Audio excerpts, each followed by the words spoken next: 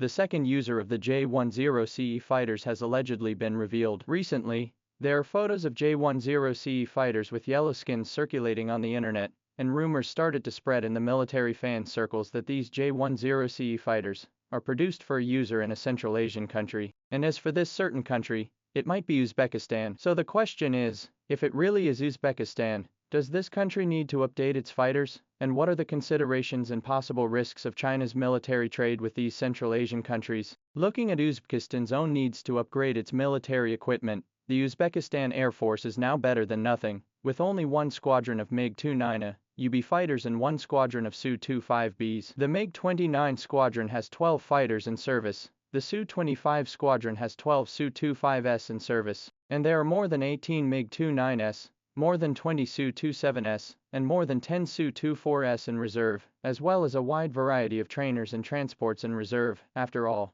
the capital of Uzbekistan, Tashkent, was home to the Il-76 transport plane during the Soviet era. After all, Tashkent, the capital of Uzbekistan, was the most important manufacturing base for the Il-76 transport aircraft during the Soviet period, but now it is completely deserted, so let's not talk about it here for the time being. All in all, from the point of view of Uzbekistan's Air Force combat equipment, it is obvious that the country's Air Force main combat equipment is about to be rotten, whether it is the MiG-29 or Su-25, basically since the collapse of the Soviet Union has not been renewed, and the MiG-29 this kind of thing, as we all know, the life of more than 20 years of stopping the field, the calendar life of more than 2,000 hours, and many times the life of the extended life, can only be used for more than 4,000 hours of the contraption. This means that all of Uzbekistan's Air Force main battle equipment is in fact in an unusable state, and flying and dropping parts should be a basic operation, so there is no doubt that the country's Air Force main battle equipment,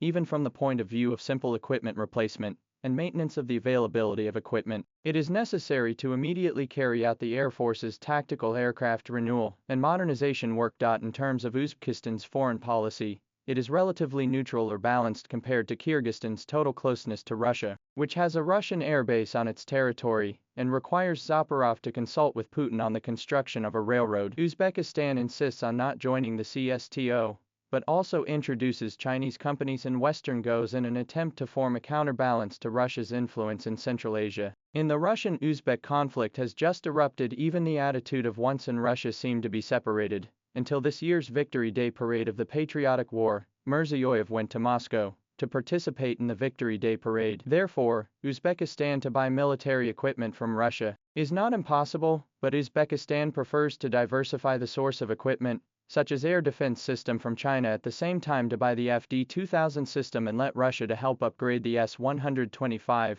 Neva River system. Since the purchase of China's ground guides, it must buy Chinese aircraft is also not a good idea. Since they have bought Chinese ground guides, it is not surprising that they have bought Chinese airplanes as well. So, in general, from the point of view of equipment replacement, the MiG-29s and Su-25s Uzbekistan has on hand are long overdue. From the perspective of Uzbekistan's introduction of equipment, its relatively independent and balanced diplomatic position among the 5 Central Asian countries makes it more inclined to diversify its sources of equipment rather than relying solely on Russian military equipment to update its arsenal. So, as China has always emphasized, equipment procurement is a very complex process. Need to consider a variety of factors, not just the performance of your equipment is good. If you simply consider the performance of the equipment is good, then why Kazakhstan did not buy J-10C, but went to talk to Russia to buy Su-30SM Su-30SM fighter aircraft? The performance of this aircraft and the good wear. From China's point of view,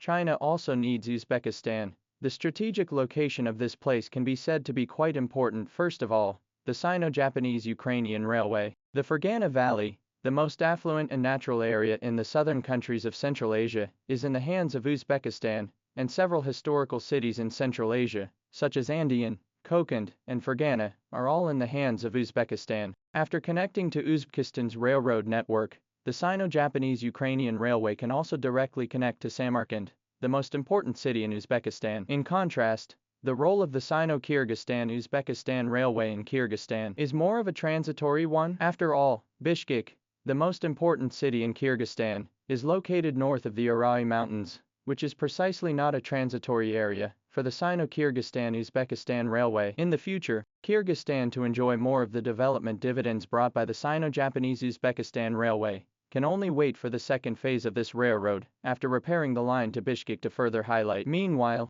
Uzbekistan is even more important to China in fighting extremist infiltration in Central Asia. In particular, its southern section along the Amu Darya River, on the border with Afghanistan, has always been an important corridor for the infiltration of various extremist organizations based in Afghanistan into Central Asia. And in the past few years, there has been a case of ISKP shelling the Uzbek city of Termez, with Italian artillery across the Amu Darya River. Now, as the situation in Syria is gradually coming to a halt, it is expected that many terrorist organizations entrenched in Syria will begin to gradually return to the country. For example, China has been mentioning for some time now, belonging to the National Army of the Syrian interim government under the Muhajir organization, Unity and Jihad, the main body of which is the Uzbek people. The probability that these people will first choose to settle in Afghanistan, and Afghanistan local entrenched ISKP and other organizations, and then camera back to Central Asia, and once these people back to Central Asia, for China's threat than for the threat of Russia is much greater. So the next question is,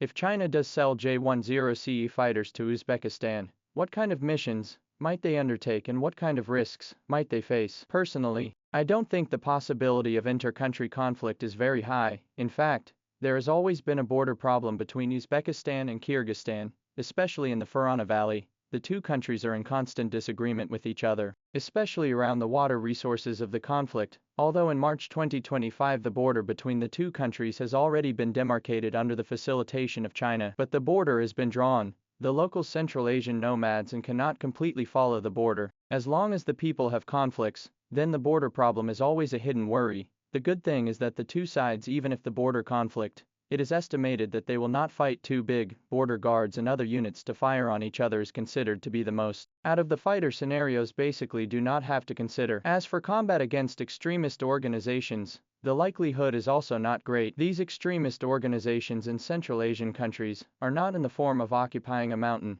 entrenched in one side of the form of existence, often as a part of the social organization, and the existing order exists in parallel, which also led to air strikes, large-scale siege. What clean up these terrorist organizations is absolutely no way to start. However, it can't be ruled out that Uzbekistan will try to cross the border to Afghanistan to attack extremist groups in Afghanistan, such as the ISKP, when they get their hands on these fighters. The most important hidden danger still comes from the internal of these Central Asian countries, such as Kyrgyzstan, its domestic-only so-called Islamic Liberation Organization, the number of participants up to tens of thousands of people, and with the local Uzbek community is highly bound, there is a tendency to openly participate in political activities, creating a split in Kyrgyzstan. The domestic situation in Uzbekistan is even more serious. It's domestic since the collapse of the Soviet Union. The situation in Uzbekistan is even more serious, as the Uyghur Iraqi movement, which has been active in Uzbekistan since the collapse of the Soviet Union, still has influence in the country,